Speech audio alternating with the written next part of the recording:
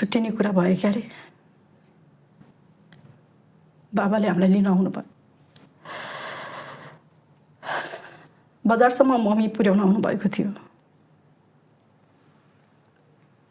हामी दिदीबहिनीलाई चक्लेट किनेर दिनुभएको थियो।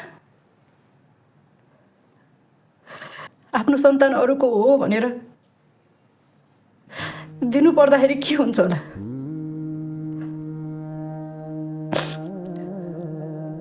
मम्मीले आफ्नो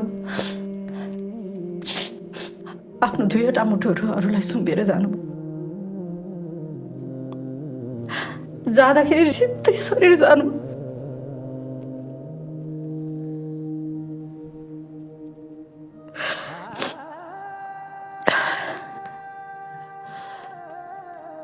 तर जानु अघि हामीले एउटा फोटो खिचाएका थियौँ।